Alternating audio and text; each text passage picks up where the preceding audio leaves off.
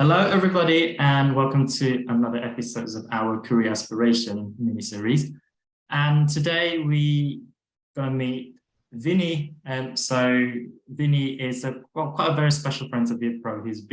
He's never been part of our committee, but has been helping a lot with all the VietPro events in the past. And I'm very happy to have a chance to talk to him today. And today we're going to talk understand a little bit about his career pathway, and then what takes him to where he is now. So, hello, Vinny. Thank you for coming today. How are you? Yeah, good. How are you doing? Great. Yeah, I'm good as well.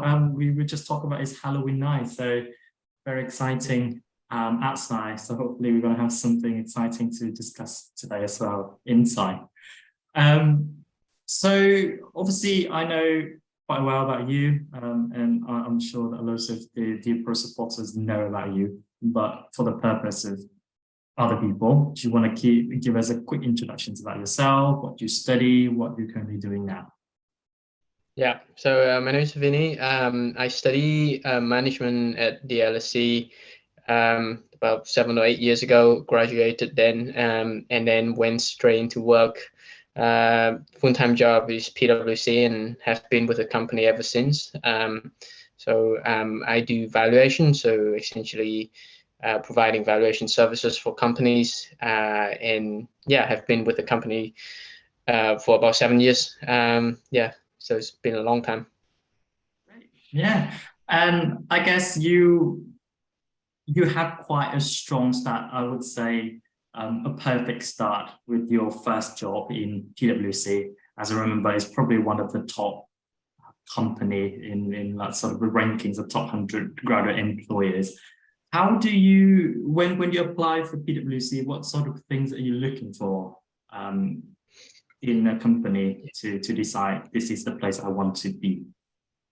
Yeah, so I guess I guess the first thing that I thought about when deciding not just PwC but a career in finance is something that plays to strength, being analytical and analyzing situations, etc. And so valuation seems to be a good fit. And you look around and see which companies provide that sort of service, that sort of area that allows you to develop the technical skills around valuation and sort of understanding the nuts and bolts of companies. So I didn't stumble into the interest in valuation, but it started with the interest in analyzing companies and trying to understand this part of the world that is dominated by big name companies and how they work, etc. And it feels like doing valuation seems to be the first good step to do. And you look around, and there aren't that many companies that actually offer a single pathway into just doing valuation and looking at companies from that perspective. And so I looked at Big Four. On the Big Four, the like of Deloitte, KPMG, and PwC, and applied to all of them. And I guess it's just sort of lucky that PwC got back to me first, and hop on a call with the interviewer, went through the process, met nice people. The people is always one of the deciding factors. You get a good impression of the company, of the headquarter, of the peers joining the same year group, and that's how I decided to accept the offer. And it's also quite difficult to get an offer as a foreign student as well. So I have only one full-time offer and maybe probably two internships before then, but having just one full-time offer is sort of helps help you decide to go for it, particularly when you are a foreign student and on a visa, I guess. Yeah. A bit of a trip down memory lane. You briefly talk about, so you got about two internships before applying for PwC, is that right? Tell Yeah. us a little bit about how do you prep for that whole process of boosting up your Yeah. CV to apply for a Big Four. Yeah, CV and cover letter, I guess those are the first thing, and filling out the application. It's either CV or cover letter, or just an application. So it's a very similar process. You definitely put a lot of thoughts into making sure that the employer or the prospective employer knows why you are interested in such a career in the company. You need to do a lot of background reading on the company, the background reading of the department that you're interested in. And obviously you need to show that, outside of your study, there's some sort of interest, no matter how big or how small it is. There must be some sort of spark, some sort of interest that guide you there. It cannot just be, clearly, we are all looking for a job, when we are out of university. So it cannot just be just about the money and, getting the salary, but it's also about, whether you can show some sort of interest in there. It doesn't have to be a huge passion, but just some sort of interest in the career that you pursue. So I just really wanted to make sure that that stand out in the CV, in the application, and also in the interview. Yeah. Talking about interest, you did mention valuation is something that really sparked the interest in you, right? The very sort of the early stage of looking for jobs. Tell us a bit about that, because I guess most of the students at the age of 20, 19, they wouldn't even know how I can relate my passions, my hobby into something that I could do potentially as a career. So how is that process for you?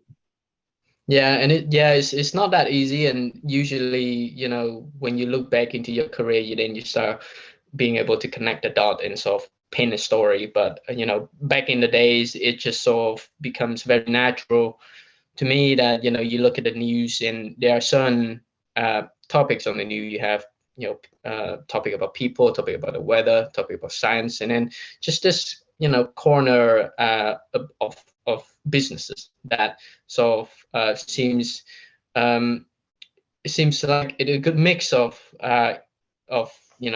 it's a good mix of the interaction of people, of science, of technologies, of the weather. Everything seems to be sort of included in this area of the news that you see on the news when you're when you just sit on the couch with your parents and watching the news as a high schooler or as a university student. You see all sorts of news, and that business corner seems to encapsulate everything. And so it seems natural to me that if you pursue a career in business, it seems like you'll be able to understand everything in the sense that maybe you don't become an expert in everything, of course, because that's not quite possible, but it seems like it is a good place to be able to understand the word. And it's also, seems to me that a lot of people go into business and have a quite a good career out of it. So you have that, and you have the example that you see in the word, and I just end up going down that route.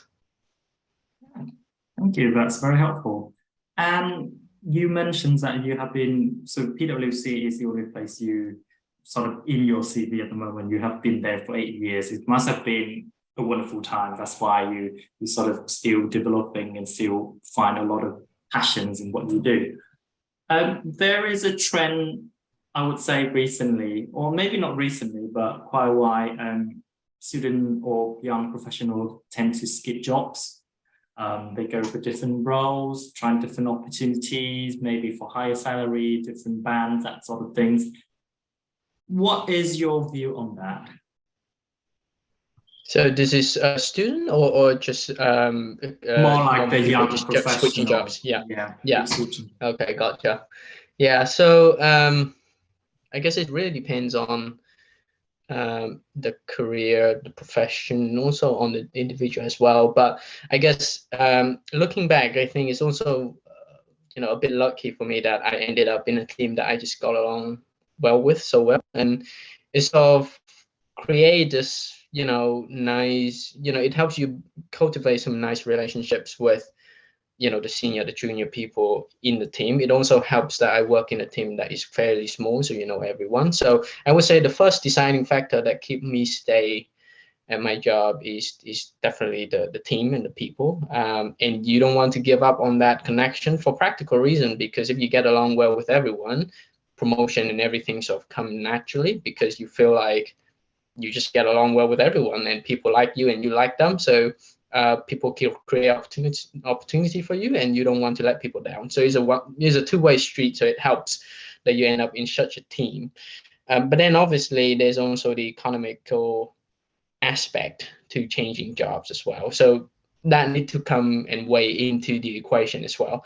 So I don't think it's a clear-cut way. It's always like sort of like a balancing act. You weigh both sides and you see, you know, will I end up in a new job with all the nice people, as nice as the people that I met, and also with a nicer salary, for example. So I don't have a yes or no answer. It's just an observation that, it really depends on all the factors that you're weighing, and do make that equation calculation all the time and then make your own decision, I guess.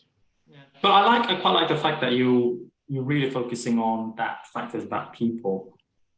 Because for me, I also heard the saying that when you live a job, sometimes like people probably don't remember everything that you do, but they remember how you make an impact, make them feel at work. And I think that that's such an important factor that sometimes it's kind of forgotten when you look at the equations of whether you stay or you go somewhere else.